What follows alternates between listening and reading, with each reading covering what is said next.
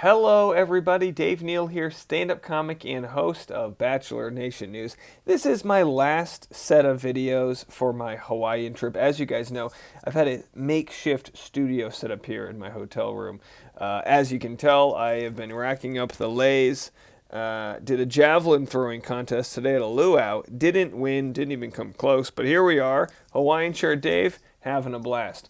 Okay, so this video, speaking of having a blast, Demi Burnett responds to Reality Steve, who had tweeted sort of a joke that Demi's team had requested him to be on her podcast, and he was like, don't they know she probably hates me? That sort of deal. Demi's response, scorched earth. And this is what we love about Demi. She's off contract. She's Demi. This is brand name Demi. This is what you get. When you Google Demi Demi Burnett on Google, you get just unfettered tirades, and we love that. Tell us how you feel, Demi. We'll get to that in a second. I'll play it. I have to almost stall before I play her video. Demi, I know you're new to YouTube. When you swear so much, YouTube won't recommend your video, but I love it. You keep swearing, do your thing. So in order for me to get my ad revenue, I have to sort of filibuster for a minute here. Wouldn't Demi be great at filibustering? Bring her onto the Senate floor. I mean, what hasn't Demi done, right? She's been in what? WWE, right? She did wrestling. She's the first bisexual Bachelor contestant, Bachelor in Paradise, and she has come out in the last few months was saying that she has been diagnosed with having autism. And also, she has sobered up from her stint on Bachelor in Paradise. Anyway, the list goes on. She's got it all, and now she can add beef with Reality Steve reopened. So here's what Reality Steve posted. Okay, hello. Okay, so Reality Steve posted this letter. I was going to make a video about it, but then, we were scraping the barrel, as you do. And even when I'm scraping the barrel, some things aren't worth a video. And he tweeted this. He actually texted me this, and he goes, what do you think about this? He goes, me thinks some PR person didn't realize who they were emailing. Hello, I'm a development exec for Forever. So this person says that they were basically requesting Reality Steve to, Demi would love to be a guest on Reality Steve. I have attached on one sheet below. Please let me know if there is any interest. I get like messages not like this, because Reality Steve has a much bigger, more mature platform than I do. I'm sure his email list is huge. Like he makes. I'm sure I haven't talked to him about this. I'm sure he makes very good money based on his blogs and all the other things. He's synonymous with spoilers and the Bachelor franchise. So anyway, he wrote, he thinks some PR person didn't realize who they were emailing. And of course, that's the truth. The truth is anyone, and unless Demi wanted to actually talk to him in person, which I was like, I don't think that would be the case. It's like they go Google, all right, who are the biggest and brightest Bachelor recappers, power recappers, who's out there that's, doing their thing, unfettered, barrel scraping. And then they find Reality Steve and others, and then they send them a submission letter. So this is normal work by the PR people, but of course didn't realize the beef that exists and the pork that exists within a Bachelor Nation. Because there is always something. I feel like we're part of a family, you know what I mean? I feel like we're all part of a family that no one has to be a part of, but here we are.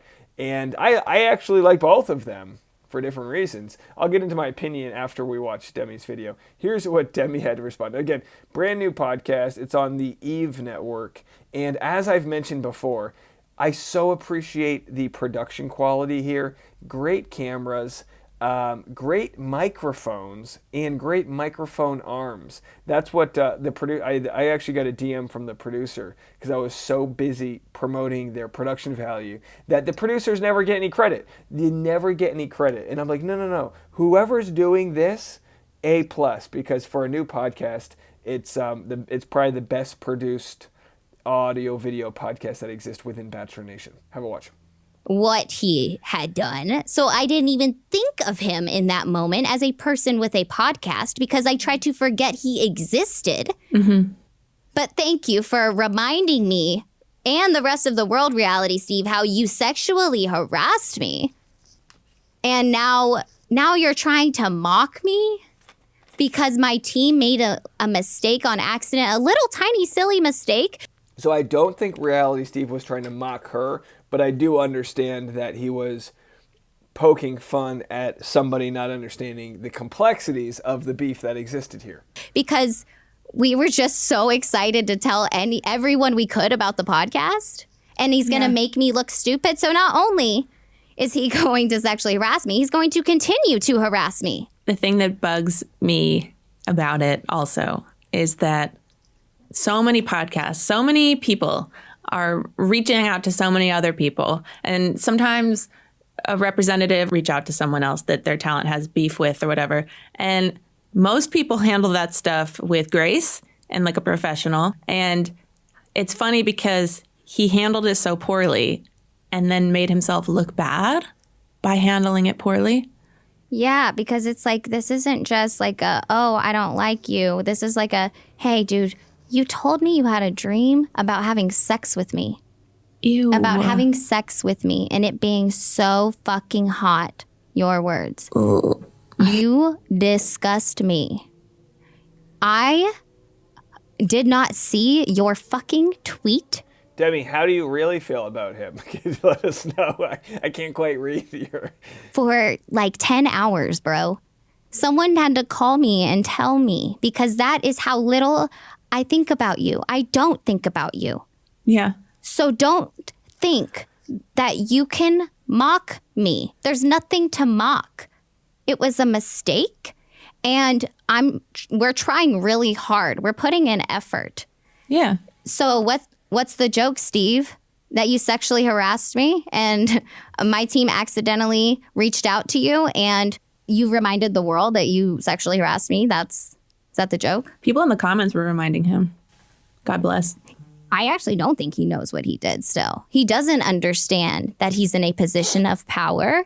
And the way that he's in a position of power is because he has information on contestants. Yeah. He has information on us that people send to him and he uses it. He's a life ruiner.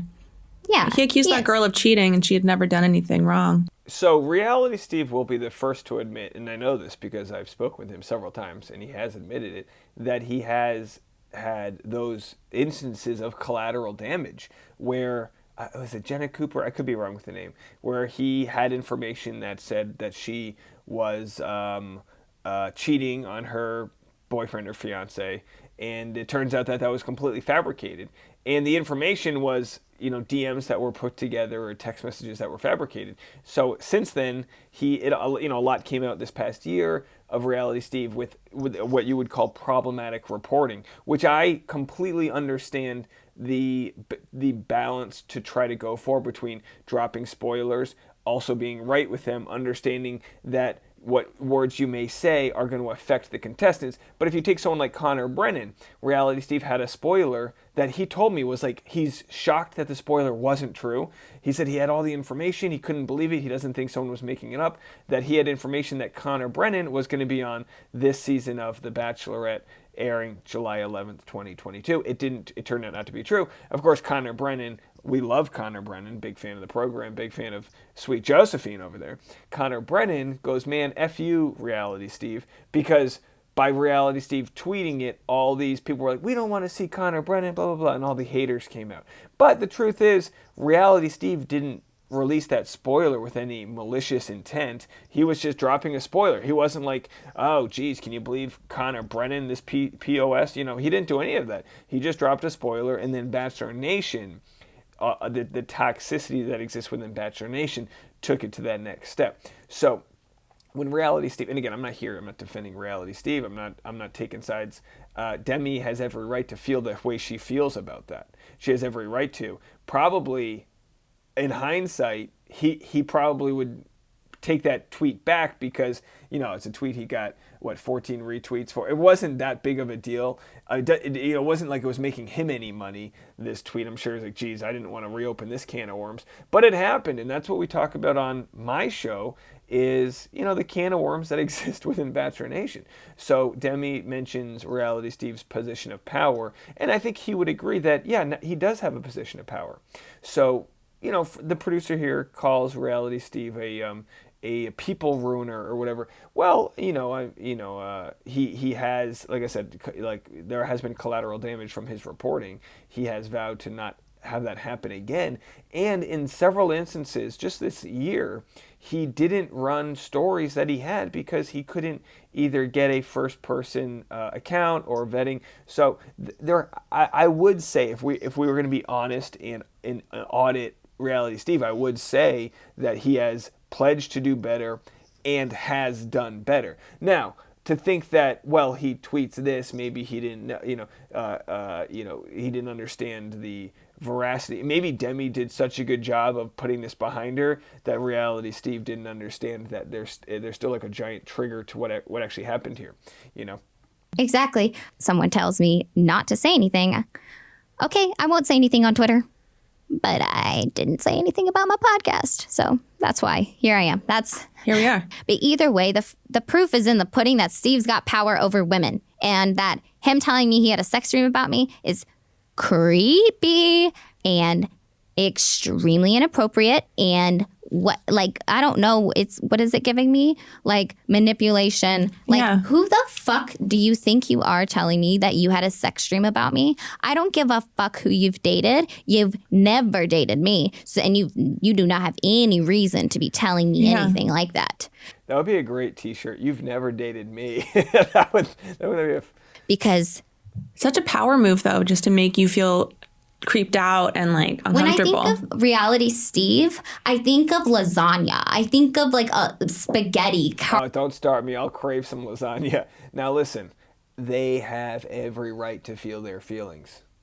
Demi, the producer, they have the right to feel the way that they do.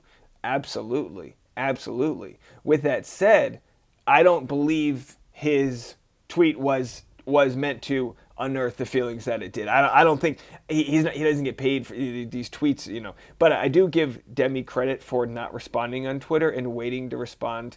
See, this is why Demi's going to be a good podcaster. She waited to give the tea till it was on her podcast. Here's what some commenters said. I'm pretty sure Reality Steve thought that Demi's team made a mistake too. I thought he was just laughing that they hadn't done their homework. He shouldn't have posted it because he needs to learn how to just disengage from all things Demi, but I just wasn't sure if there was something else I missed. And then that person got a ton of upvotes and awards. And then someone said, I think the issue is that Reality Steve did not have to say anything. I listened to the first few minutes of her pod where she addressed it. Demi has made it clear that Reality Steve made her feel uncomfortable, and from her perspective, he is in a position of power and used that to subject her to his sexual thoughts about her. Again, that's all stuff that Reality Steve would probably agree with, because I think that was part of his apology. But it's very interesting, and I think this is just I think whenever anyone can just explain their feelings like unfettered, I think that's a good thing, and that's what's good about podcasting. And looking forward to hearing her thoughts on so many other issues. If you're ever interested in maybe a power recapper doing Demi's podcast, you're going to want to subscribe to her channel now. If any sort of barrel scraper or Hawaiian wearing strong hairline for turning 37 tomorrow, if anybody is interested in hearing someone like that on her podcast, you would want to subscribe to her podcast, and you might get to do that shortly. All right, folks, more content coming your way. If you haven't already, do I even have, how about this thumbnail? I had a video go viral on Dave Neal's show, and it has over 140,000 views. Not this one, but my other one. So if you want to go check out my coverage of the Elon Musk Amber Heard trial, it's fascinating. It's getting juicier. Next week, we'll probably be live streaming as Amber Heard's going to take the witness stand. So if you want some non-Bachelor information, you'll learn a little bit about how the court system works. And it's more interesting than anything I could write. So anyway, go check out Dave Neal's show right now. Catch up on those videos. More to come. We'll see you guys in a little bit. Bye now.